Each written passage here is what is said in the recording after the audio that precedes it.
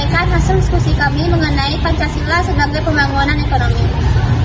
Dengan saya Nisha Fitria dengan NIM 2402250 PG PAUD. Saya Yulengsi dengan NIM 240227174 dari PG PAUD. Saya David Muhammad dengan NIM 2402250 dari PGSD. Saya Semowa Romel dengan NIM 2434166 dari PGC. Dan saya Sudiansyah dengan NIM 2402164 dari PG PAUD. Dan saya Marsha Isayanti dengan NIM 240224143 dari PG PAUD. Nah, baiklah, sekarang kita masuk selanjutnya sebagai penyampaian materi. Baiklah, saya Yunengsi akan menjelaskan Pancasila sebagai paradigma pembangunan di bidang ekonomi. Pada alinea keempat pembukaan Undang-Undang 1945 termuat dengan jelas kelima nilai-nilai luhur yang terkandung di dalam Pancasila. Pelaksanaan pembangunan ekonomi Pancasila yang bertujuan meningkatkan kesejahteraan dan kemakmuran seluruh anak bangsa menjadi tugas dan tanggung jawab pemerintah. Untuk memajukan kesejahteraan dan kemakmuran masyarakat, maka terlebih dahulu diupayakan meningkatkan perekonomian dan sumber daya manusia. Hal ini perlu ditunjang dengan kemajuan infrastruktur berupa sarana dan prasarana yang cukup dan memadai, sehingga pembangunan ekonomi dan meningkatkan sumber daya manusia dapat terlaksana dengan baik dan cepat. Di samping itu, untuk mempercepat peningkatan pembangunan ekonomi dan sumber daya manusia, perlu ada kerjasama antara pemerintah dengan pihak swasta. Bagaimana salah satu tawaran yang diajukan untuk dipertimbangkan dalam mempercepat pelaksanaan sosialisasi dimaksud dapat dilakukan melalui penerapan teori dan konsep pendidikan sebagaimana yang dianut dalam sistem pendidikan nasional menurut Undang-Undang Nomor 20 Tahun 2003. Pancasila sebagai paradigma pembangunan ekonomi. Pancasila sebagai dasar negara tidak hanya berfungsi sebagai ideologi, tetapi juga sebagai paradigma dalam pembangunan ekonomi. Dengan menekankan nilai-nilai kemanusiaan, keadilan sosial, dan kesejahteraan rakyat, Pancasila memberikan kerangka kerja yang kuat untuk menciptakan sistem ekonomi yang inklusif dan berkelanjutan. Baiklah, di sini saya akan menjelaskan materi yang kedua, yaitu tentang konsep ekonomi Pancasila. Ekonomi Pancasila merupakan sistem perekonomian yang berdasarkan 5 sila Pancasila. Konsep ini menekankan bahwa pentingnya moral dan etika dalam kegiatan ekonomi, serta mengedepankan keadilan dan kesejahteraan sosial. Ada juga menurut ahli, yaitu menurut Supriyatno, yaitu tokoh ekonomi kerakyatan. Sistem ekonomi ini juga bertujuan untuk menciptakan lingkungan antara kepentingan individu dan tanggung jawab sosial. Dan ekonomi Pancasila ini merupakan sebuah konsep ekonomi yang digali dan dibangun dari nilai-nilai yang dianut oleh masyarakat Indonesia. Dan hal ini juga dibangun berdasarkan nilai-nilai yang ada dalam masyarakat Indonesia, yaitu yang bersumber dari nilai agama, norma, adat istiadat, dan budaya.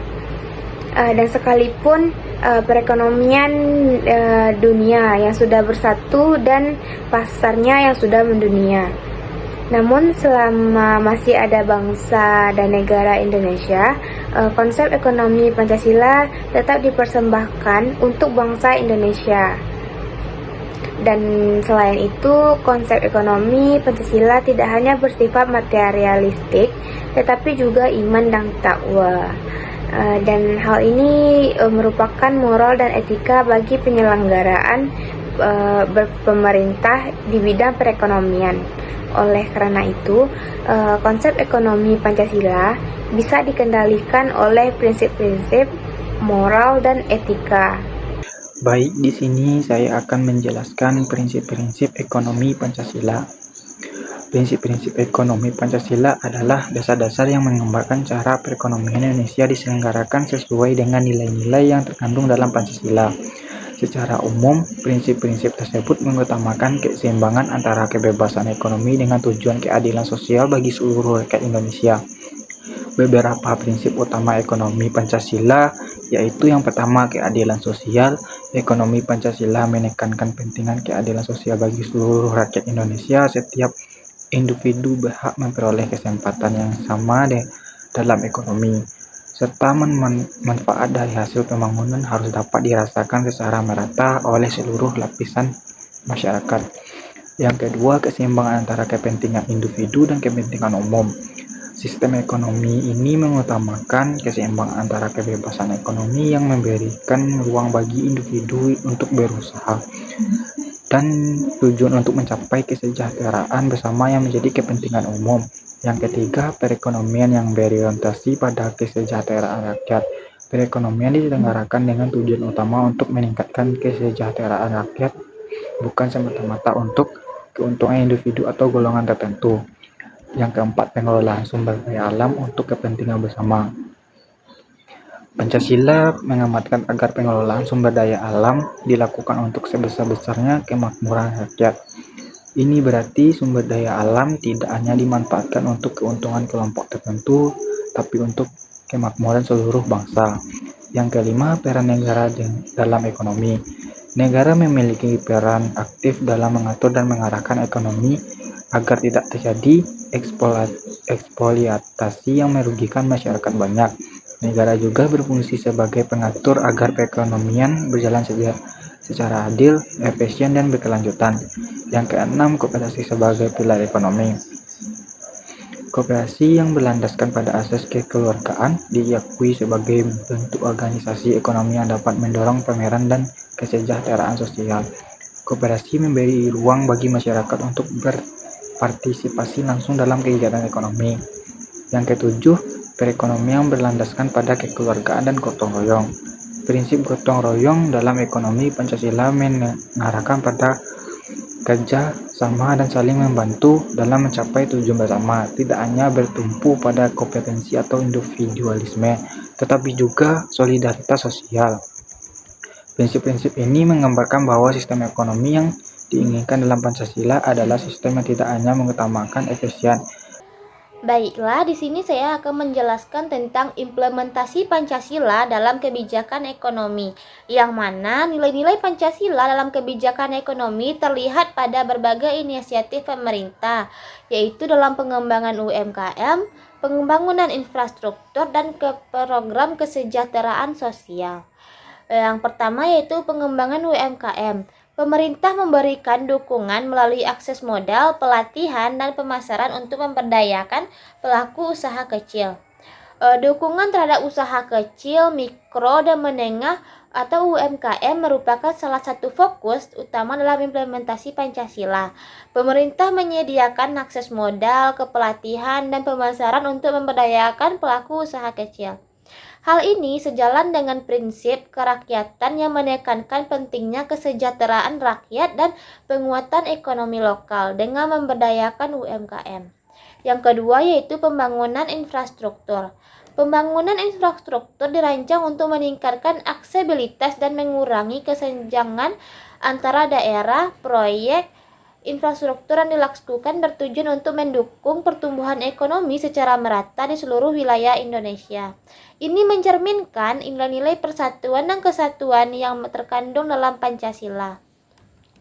Yang ketiga yaitu program kesejahteraan sosial, yang mana seperti bantuan tunai bertujuan untuk mendukung masyarakat yang kurang mampu. Kebijakan ini mencerminkan kemanusiaan yang adil dan beradab serta keadilan sosial, di mana pemerintah berupaya memastikan bahwa semua lapisan masyarakat mendapatkan kebutuhan yang cukup.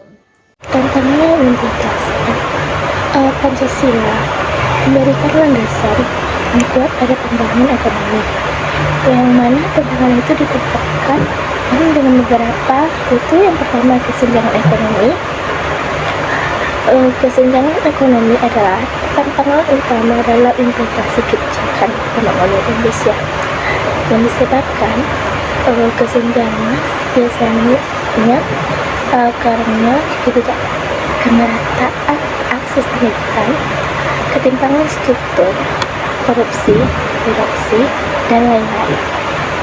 Untuk mengatasi masalah, kita memerlukan pendekatan komprehensif yang melibatkan pendidikan, pelatihan keterampilan, pengembangan infrastruktur, serta kebijakan dalam pemerintahan yang mendukung redistribusi sumber daya. Kesenjangan ekonomi dapat diminimalisir dalam terciptanya masyarakat yang lebih adil dan sejahtera bagi seluruh orang Indonesia. Yang kedua yaitu ada korupsi, di mana korupsi merupakan tantangan serius yang menghambat implementasi kebijakan publik di Indonesia. Menciptakan pemerintah yang bersih dan akuntabel itu memerlukan upaya komprehensif dari semua pihak, termasuk pemerintah, penegak hukum, dan masyarakat sipil. Yang ketiga yaitu globalisasi. Globalisasi ini merupakan tantangan yang signifikan dalam implementasi kebijakan. Indonesia itu menghadapi tantangan ini, kita harus memerlukan pendekatan yang komprehensif yang melibatkan pemerintah, sektor swasta, dan masyarakat sipil. Ketiga yaitu globalisasi, di mana globalisasi ini tantangan yang signifikan dalam implementasi kebijakan di Indonesia. Dalam menghadapi tantangan ini, kita memerlukan pendekatan yang komprehensif yang melibatkan pemerintah, sektor swasta, dan masyarakat sipil. Yang dapat kita lakukan dalam mempertahankan nilai Pancasila itu harus globalisasi yang sangat erat dan penting. Kita harus menciptakan masyarakat yang adil dan sejahtera bagi seluruh Indonesia dengan menggunakan strategi yang tepat. Indonesia dapat memanfaatkan peluang yang ditawarkan oleh globalisasi sambil kita mempertahankan identitas nilai lokal. Baiklah, hanya sekian materi yang dapat kami sampaikan. Kami sudahi dengan terima kasih.